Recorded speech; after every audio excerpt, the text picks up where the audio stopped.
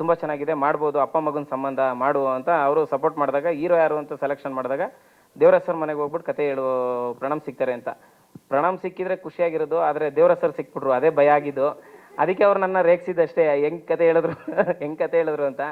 ಅವ್ರು ಇಳಿದು ಬಂದರೆ ಆ ಬೂಟ್ ಸೌಂಡೇ ಕೇಳಿಸ್ತಾ ಇತ್ತು, ಡೈನಮಿಕ್ಕು ಫೀಲು ಹೆಂಗೆ ಹೇಳೋದು ಕತೆನ.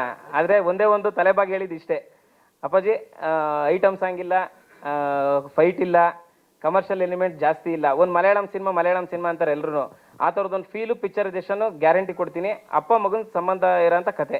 ರಘು ಸರ್ ಮಾಡ್ತಾ ಇದ್ದಾರೆ, ಇದು ಪ್ರಣಮ್ ಸರ್ ಮಾಡಲೇಬೇಕು, ಬಟ್ ಪರ್ಫಾರ್ಮೆನ್ಸ್ ಓರಿಯೆಂಟೆಡ್ ಪಿಕ್ಚರ್ ಇದು ಅಂತ ಅಂದಿದ್ದಕ್ಕೆ ಈ ಥರದ್ದು ಬೇಕು ಅವನಿಗೆ. ಆ್ಯಕ್ಚುಲಿ ಎಲ್ಲನೂ ಕಮರ್ಷಿಯಲ್ ಸಿನಿಮಾ ಎಲ್ಲರೂ ಮಾಡ್ತಾರೆ ಆಯಿತಾ, ಅದನ್ನು ಮುಂಚೆ ನೆಕ್ಸ್ಟ್ಗೆ ಏನು ಬೇಕಾದರೂ ಮಾಡ್ಬೋದು, ಬಟ್ ಈ ಥರದ್ದೊಂದು ಸಬ್ಜೆಕ್ಟ್ ಬೇಕು ಮಾಡಿ ಅಂತ ಅವರು ಯಾವಾಗ ಅಸ್ತು ಅಂದರು ಅವಾಗಿಂದ ಸ್ಟಾರ್ಟ್ ಆಯಿತು. ತುಂಬ ಚೆನ್ನಾಗಿದೆ ಅಪ್ಪ ಮಗನ ಕತೆ. ರಂಗಾಯಣ್ ರಘು ಸರು ಮತ್ತು ಪ್ರಣಮ್ ಅವ್ರ ಕಾಂಬಿನೇಷನ್ ಹೆಂಗಿದೆ ಅಂತಂದರೆ ನಿಜವಾಗ್ಲೂ ಸ್ಕ್ರೀನ್ ಮೇಲೆ ಬೇರೆ ಥರನೇ ಬಿಗ್ಗು ಫೈಟ್ ಅಣ್ಣ ಅದು. ನೀನಾ ನಾನಾ ಅನ್ನೋ ಥರ ಈಗ ಹೇಳಿದ್ರು ಅವರು, ರಘು ಸರಿಂದ ಬೇಜಾನ್ ಕಲ್ತಿದ್ದೀನಿ ಅಂತ. ನಿಜವಾಗ್ಲೂ ರಘು ಸರಿಂದ ಕಲ್ತಿದ್ದಾರೆ ಇಲ್ಲ ಅಂತಲ್ಲ, ಬಟ್ ಸ್ಕ್ರೀನ್ ಮೇಲೆ ನೋಡಿದ್ರೆ ರಘು ಸರ್ ಮತ್ತು ನೀನಾ ಲೆಕ್ಕಾಚಾರದಲ್ಲಿ ಸಿನಿಮಾ ಇದೆ. ಒಂದು ಒಂದು ಒಂದು ಒಂದು ಕ್ಯಾರೆಕ್ಟ್ರು, ನನ್ನ ಕ್ಯಾರೆಕ್ಟ್ರು, ಶಿವ ಕ್ಯಾರೆಕ್ಟ್ರು ಮತ್ತು ಮುತ್ತಣ್ಣನ ಕ್ಯಾರೆಕ್ಟರ್ ಅಂತ ಬಂದಾಗ ನೀನಾ ನಾನಾ, ಈ ಮಧ್ಯದಲ್ಲಿ ಒಂದು ಕಲರ್ಫುಲ್ ಬೇಕೇ ಬೇಕಲ್ಲ.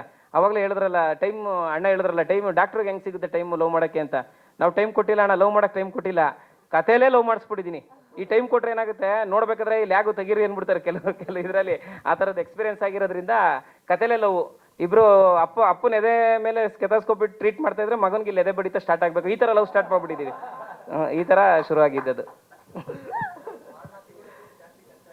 ಇಲ್ಲ ಅಣ್ಣ, ಖರ್ಚು ಅಂದರೆ ಏನು ಗೊತ್ತಾ, ಈಗ ಮಿನಿಮಮ್ ಒಂದು ಸಿನಿಮಾ ಮಾಡಬೇಕು ಅಂದರೆ ಒಂದು ಬಜೆಟ್ ಅಂತೂ ಬೇಕಣ್ಣ.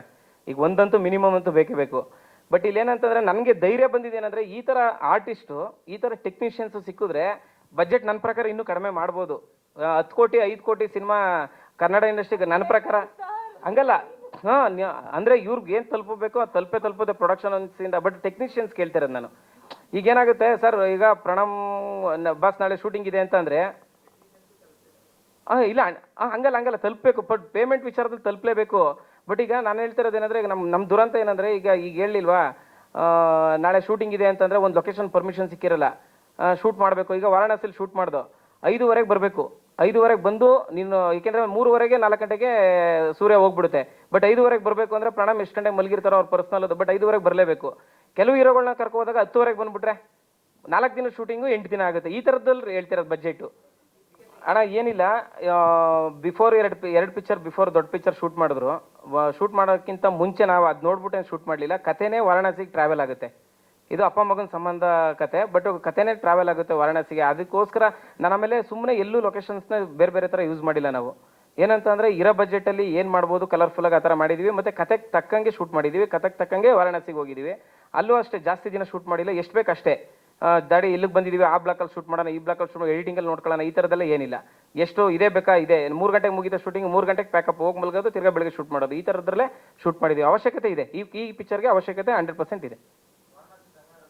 ವಾರಾಣಸಿಯಲ್ಲಿ ರಂಗಾಯಣ್ ರಘು ಇರ್ತಾರೆ. ರಂಗಾಯಣ್ ರಘು ಮತ್ತು ಹೀರೋ ಕಾಂಬಿನೇಷನ್ ಪ್ಯಾಟರ್ನೇ. ಆ್ಯಕ್ಚುಲಿ ರಿಯಲಾಗಿ ಹೇಳಬೇಕು ಅಂದರೆ ಈ ಕ್ಯಾರೆಕ್ಟರ್ಗೆ ಪ್ರಣಮ್ ಬೇಕು ಅಂತ ನಮ್ಗೆ ಅನಿಸಿಲ್ಲ, ನಿರ್ಮಾಪಕರಿಗೆ ಅನಿಸಿರೋದು ಇದು. ಏಕೆಂದರೆ ನಾವು ಕತೆ ಬರ್ಕೊಂಡು ಸುಮ್ಮನೆ ನಮಗೆ ಈಗ ಏನಾಗುತ್ತೆ ಅಂದರೆ, ದೇವರಾಜ್ ಸರ್ ಅವ್ರ ಮಗನ ನಾವು ಮತ್ತೋದ್ರೆ ಏನಾಗುತ್ತೆ, ಯಾವ ಪಿಕ್ಚರ್ ಮಾಡಿದ್ಯಾ ಗುರು ನೀನು, ಯಾವ ಪಿಕ್ಚರ್ ಮಾಡಿದ್ಯಾ, ಹೌದಾ ಒಂದು ಮಾಡ್ಕೊಂಬ. ಯಾಕೆಂದರೆ ಈ ಥರದೊಂದು ಎಕ್ಸ್ಪೀರಿಯನ್ಸ್ ನನಗಾಗಿತ್ತು.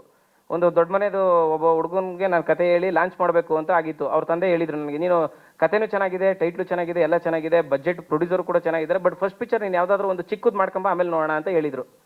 ಸೊ ಆ ಥರದ್ದು ರಿಸ್ಕೇ ಬೇಡ ಅಂತೇಳಿ ನಾವು ಈಗ ನಾನು, ಕೃಷ್ಣ, ಅರುಣ ಮತ್ತು ನಮ್ಮ ಆಕಾಶ, ಇವ್ರದ್ದೆಲ್ಲ ಒಂದು ಟೀಮ್ ಇದೆ ನಮ್ಮದು. ನಮ್ಮ ಟೀಮಲ್ಲೇ ನಾವು ಕೂತ್ಕೊಂಡು ಡಿಸ್ಕಷನ್ಸ್ ಮಾಡಿ ನಾವೇ ಪ್ರೊಡಕ್ಷನ್ ಮಾಡೋಣ, ನಾವು ಚಿಕ್ಕವ್ರಿಗೆ ಮಾಡೋಣ ಸಿನಿಮಾ, ಒಟ್ನಲ್ಲಿ ಒಂದು ಸಿನಿಮಾ ಮಾಡಬೇಕು, ನಾನು ಡೈರೆಕ್ಟರ್ ಆಗಬೇಕು ಗುರು, ನೀವೆಲ್ಲ ಸಪೋರ್ಟ್ ಮಾಡಿ ಅನ್ನೋ ಲೆಕ್ಕಾಚಾರದಲ್ಲಿ ಮಾಡಿದಾಗ ಹೇಳಿದ್ನಲ್ಲ, ಪುರಾತನ ಫಿಲಮ್ಸು ನಮಗೆ ಸಾಥ್ ಕೊಟ್ಟಿದ್ದು. ದೇವರಾಜ್ ಸರ್ ಮಗ ಇದ್ದಾರೆ ನೋಡಿ, ಅವರೆಲ್ಲ ಮಾಡಲ್ಲ ಅಪ್ಪಾಜಿ, ಅದು ನಾವು ಹೊಸಬ್ರು ಮಾಡೋಕ್ಕಾಗಲ್ಲ ಅಂತ.